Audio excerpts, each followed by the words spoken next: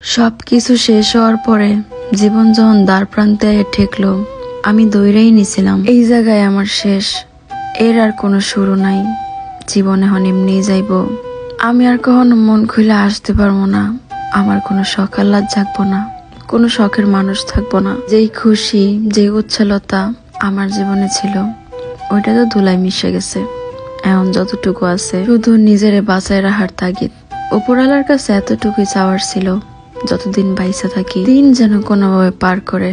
কোনো সুখ, কোনো অতিরিক্ত ইচ্ছা আকাঙ্ক্ষা আমার চাওয়া ছিল না। কিন্তু ওই যে একটা কথা আছে না, যে জায়গায় আমাগো চিন্তা ভাবনা শেষ, ওই জায়গা থেকে আল্লাহর চিন্তা শুরু। উনি যে উত্তম পরিকল্পনাকারী, এটা প্রত্যেকটা মানুষের এক না এক সময় যে আসলেই বিশ্বাস হয়। অতীতের করা যে কিছু কিছু ভুলের জন্য আমার লাইফটা অনেকটা এলোমেলো হয়ে গেছে, ওইটা যে কখনো এইভাবে শুধরাইব আমি কল্পনাও করি নাই। উপরওয়ালার উপর অগাধ বিশ্বাস সবটা সময় ছিল, যার কারণে হয়তোবা আমি এখন এতটা সময় পরে আইয়াও নিশ্চিন্তে ঘুমাইতে পারি।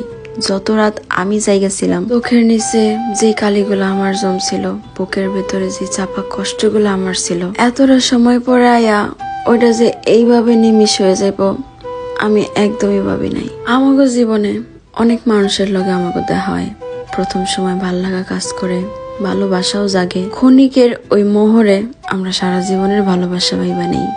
দুইটা মানুষ একটা সম্পর্কে থাকলেও ভালোবাসাটা কেন জানি কোনো কারণবশত একতরফাই হয়ে যায়। একটা মানুষ ভাঙা চুরে ভালোবাসলেও অপর পারের ওই মানুষটা একটুর জন্য উপলব্ধি করতে পারে না সে কি পাইছে। আর যে ভাঙা চুরে ভালোবাসতেছে সে জানেও না সে কি হারাইব। ভালোবাসা জিনিসটা কখনো একতরফা টিকায় রাখাই যায় না, যদি দুই তরফ থেকে ঠিক মতন ব্যালেন্স না থাকে। আল্লাহ তাআলা ওই মানুষগুলারই আমগো লাইফ থেকে সরাই নেয়, জাগো কিনা আমাগো কদর একদমই নাই। সবশেষে শূন্য একটা বুক নিয়া আমরা আশায় থাকি এইভাবেই জীবন যাক, তবুও ভুল মানুষ আর জীবনে না হোক। ওই সময়টায় শূন্য একটা বুক নিয়া আশায় থাকি একদিন ভালো দিন আইব। ওই প্রাণবন্ত সুখ না পাইলেও একটু শান্তির জীবন পামো, যে জীবনে না থাকবো দুঃখ, না থাকবো বেশি আশা। কিন্তু বিধাতার লিখনে হয়তোবা অন্য কিছুই থাকে, যেটা আমরা বুঝতে পারি না। নিজের ভাগ্যের উপর বারবার দোষ দিয়ে থাকি যে কেন এরকম হইলো, জীবনটা তো একটু সহজ হইলেও পারতো। ঠিক ওই সময় আল্লাহ জীবনে এমন কিছু ম্যাজিক করে দেয় যা কখনো আমরা কল্পনাও করি নাই।